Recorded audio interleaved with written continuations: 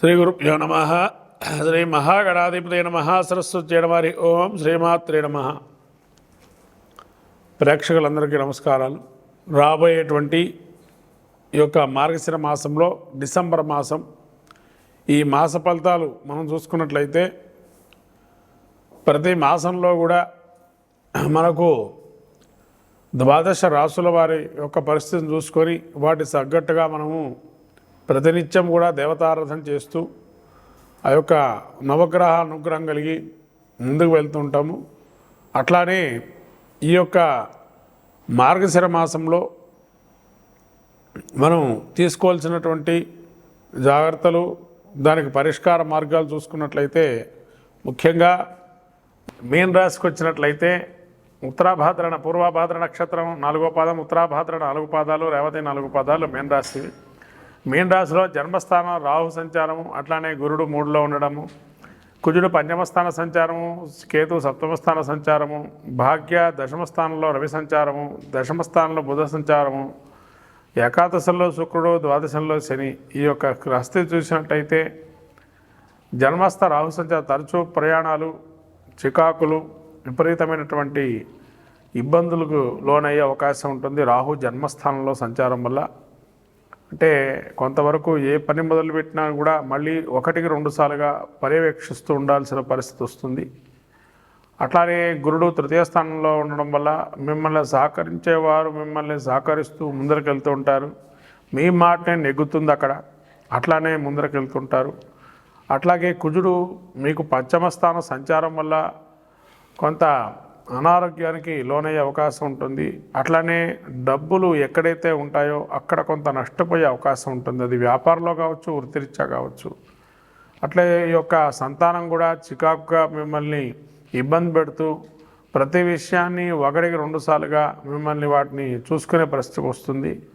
అట్లాగే సప్తమ స్థానంలో కేతు సంచారం వల్ల కొంతవరకు జ్ఞానము, ఆధ్యాత్మికత పొందినా కూడా అవతల మనిషి మిమ్మల్ని చూసి ఇదేదో వీరు కొత్తగా వ్యవహరిస్తున్నారు అనే స్థితిలో ఉంటారు.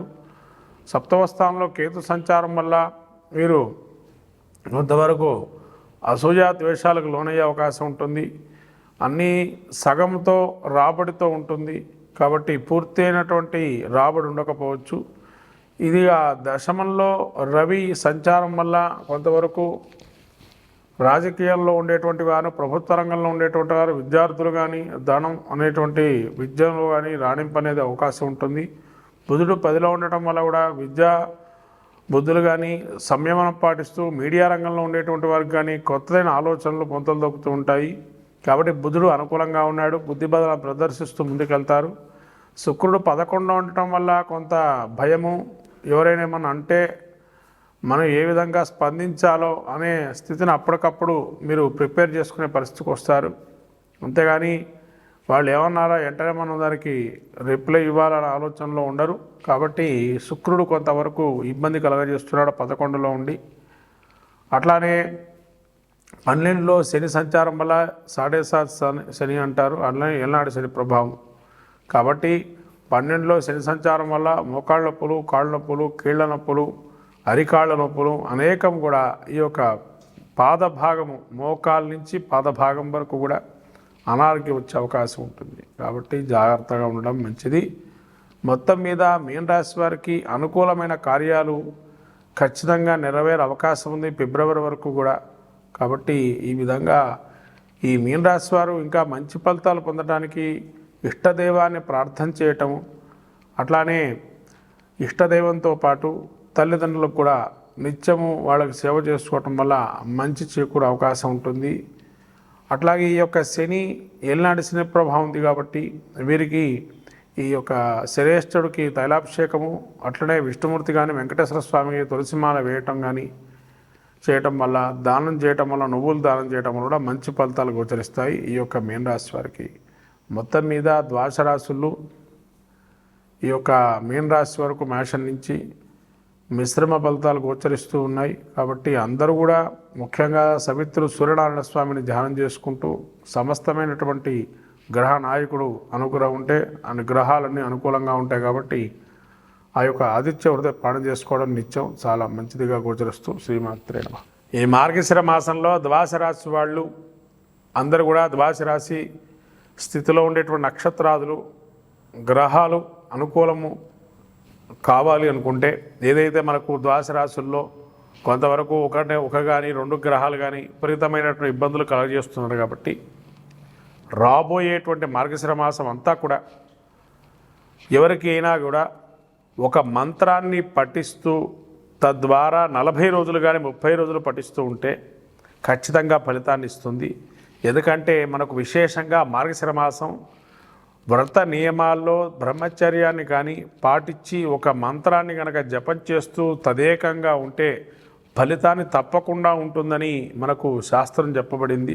ఇక్కడ మార్గశిర మాసంలో కఠోరంగా ఎవరైతే ఒక నియమబద్ధంగా అనేక దినములు కూడా కొన్ని మంత్రాలని పఠిస్తే కనుక అద్భుతంగా గోచరిస్తుంది. దానిలో కొన్ని దేవతా మంత్రాలు ఏవేంటి అంటే దత్తాత్రేయ స్వామి యొక్క జయంతి ఉంది కాబట్టి దత్తాత్రేయ స్వామి మంత్రాన్ని కానీ, అట్లానే హనుమద్ వ్రతం హనుమంతుడి యొక్క మంత్రం కానీ, ఎవరైనా అయ్యప్ప మాల దీక్ష వేసుకుంటే స్వామివారి యొక్క మంత్రాన్ని కానీ, అట్లానే వెంకటేశ్వర స్వామికి కానీ విష్ణుమూర్తికి కానీ లక్ష్మీదేవి కానీ ఈ మంత్రాలు ఒక దీక్షగా ఒక సంఖ్యాక్రమంగా చేసుకొని 12 రాశుల వాళ్ళు ఏదైతే ఒక పట్టణంగా తీస్తారో వాళ్ళకి గ్రహాలు ఏవైతే చెప్పబడిందో ఆ గ్రహాలకు సంబంధించి ఆ జపాన్ని కనుక చేస్తే తప్పకంగా కఠోరంగా మార్గశిర మాసంలో ఫలితాలు వస్తాయి. కాబట్టి అందరూ కూడా 12 రాశుల వాళ్ళు ముఖ్యంగా విష్ణుమూర్తి ప్రీతికి నైవేద్యంగా ఒక కట్టె పొంగల్ నైవేద్యం పెట్టడం వల్ల చాలా అద్భుతంగా గోచరిస్తుంది ఈ మాసంలో విష్ణుమూర్తి ప్రీతిగా చేయటం వల్ల.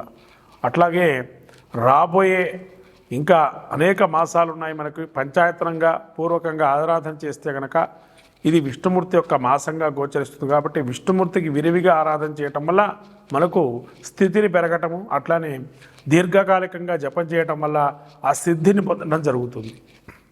మీన రాశికి వచ్చినట్లయితే ఉత్తరాభాద్ర పూర్వభాద్ర నక్షత్రం 4వ పాదం, ఉత్తరాభాద్ర 4 పాదాలు, రేవతి 4 పాదాలు మీన రాశి. మీన రాశిలో జన్మస్థానం రాహు సంచారము, అట్లానే గురుడు 3లో ఉండడము, కుజుడు పంచమస్థాన సంచారము, కేతు సప్తమస్థాన సంచారము, భాగ్య దశమస్థానంలో రవి సంచారము, దశమస్థానంలో బుధ సంచారము, ఏకాదశంలో శుక్రుడు, ద్వాదశంలో శని. ఈ యొక్క గ్రహస్థితి చూసినట్టయితే జన్మస్థ రాహు సంచారం తరచూ ప్రయాణాలు, చికాకులు, విపరీతమైనటువంటి ఇబ్బందులకు లోనయ్యే అవకాశం ఉంటుంది రాహు జన్మస్థానంలో సంచారం వల్ల. అంటే కొంతవరకు ఏ పని మొదలుపెట్టినా కూడా మళ్ళీ 1-2 సార్లుగా పర్యవేక్షిస్తూ ఉండాల్సిన పరిస్థితి వస్తుంది. అట్లానే గురుడు 3వ స్థానంలో ఉండడం వల్ల మిమ్మల్ని సహకరించేవారు మిమ్మల్ని సహకరిస్తూ ముందరకెళ్తూ ఉంటారు. మీ మాటనే నెగ్గుతుంది అక్కడ, అట్లానే ముందరకెళ్తుంటారు. అట్లాగే కుజుడు మీకు పంచమ స్థానం సంచారం వల్ల కొంత అనారోగ్యానికి లోనయ్యే అవకాశం ఉంటుంది. అట్లానే డబ్బులు ఎక్కడైతే ఉంటాయో అక్కడ కొంత నష్టపోయే అవకాశం ఉంటుంది. అది వ్యాపారంలో కావచ్చు, వృత్తిరీత్యా కావచ్చు. అట్లే ఈ యొక్క సంతానం కూడా చికాకుగా మిమ్మల్ని ఇబ్బంది పెడుతూ ప్రతి విషయాన్ని 1-2 సార్లుగా మిమ్మల్ని వాటిని చూసుకునే పరిస్థితి వస్తుంది. అట్లాగే సప్తమ స్థానంలో కేతు సంచారం వల్ల కొంతవరకు జ్ఞానము ఆధ్యాత్మికత పొందినా కూడా అవతల మనిషి మిమ్మల్ని చూసి ఇదేదో వీరు కొత్తగా వ్యవహరిస్తున్నారు అనే స్థితిలో ఉంటారు. సప్తమ స్థానంలో కేతు సంచారం వల్ల వీరు కొంతవరకు అసూయ ద్వేషాలకు లోనయ్యే అవకాశం ఉంటుంది. అన్నీ సగంతో రాబడితో ఉంటుంది కాబట్టి పూర్తి అయినటువంటి రాబడి ఉండకపోవచ్చు. ఇది ఆ దశమంలో రవి సంచారం వల్ల కొంతవరకు రాజకీయాల్లో ఉండేటువంటి వారు, ప్రభుత్వ రంగంలో ఉండేటువంటి వారు, విద్యార్థులు కానీ ధనం అనేటువంటి విద్యలో కానీ రాణింపు అనేది అవకాశం ఉంటుంది. బుధుడు 10లో ఉండటం వల్ల కూడా విద్యా బుద్ధులు కానీ సంయమనం పాటిస్తూ మీడియా రంగంలో ఉండేటువంటి వారికి కానీ కొత్తదైన ఆలోచనలు పొంతలు దొక్కుతూ ఉంటాయి. కాబట్టి బుధుడు అనుకూలంగా ఉన్నాడు, బుద్ధి బదల ప్రదర్శిస్తూ ముందుకెళ్తారు. శుక్రుడు 11లో ఉండటం వల్ల కొంత భయము, ఎవరైనా ఏమన్నా అంటే మనం ఏ విధంగా స్పందించాలో అనే స్థితిని అప్పటికప్పుడు మీరు ప్రిపేర్ చేసుకునే పరిస్థితికి వస్తారు. అంతేగాని వాళ్ళు ఏమన్నారా వెంటనే మనం దానికి రిప్లై ఇవ్వాలనే ఆలోచనలో ఉండరు. కాబట్టి శుక్రుడు కొంతవరకు ఇబ్బంది కలగజేస్తున్నాడు 11లో ఉండి. అట్లానే 12లో శని సంచారం వల్ల 7.5 శని అంటారు, అట్లనే ఏళ్ళనాడు శని ప్రభావం. కాబట్టి 12లో శని సంచారం వల్ల మోకాళ్ళ నొప్పులు, కాళ్ళ నొప్పులు, కీళ్ళ నొప్పులు, అరికాళ్ళ నొప్పులు అనేకం కూడా ఈ యొక్క పాదభాగము మోకాళ్ళ నుంచి పాదభాగం వరకు కూడా అనారోగ్యం వచ్చే అవకాశం ఉంటుంది. కాబట్టి జాగ్రత్తగా ఉండడం మంచిది. మొత్తం మీద మీన రాశి వారికి అనుకూలమైన కార్యాలు ఖచ్చితంగా నెరవేరే అవకాశం ఉంది ఫిబ్రవరి వరకు కూడా. కాబట్టి ఈ విధంగా ఈ మీన రాశి వారు ఇంకా మంచి ఫలితాలు పొందడానికి ఇష్టదైవాన్ని ప్రార్థన చేయటము, అట్లానే ఇష్టదైవంతో పాటు తల్లిదండ్రులకు కూడా నిత్యము వాళ్ళకి సేవ చేసుకోవటం వల్ల మంచి చేకూరే అవకాశం ఉంటుంది.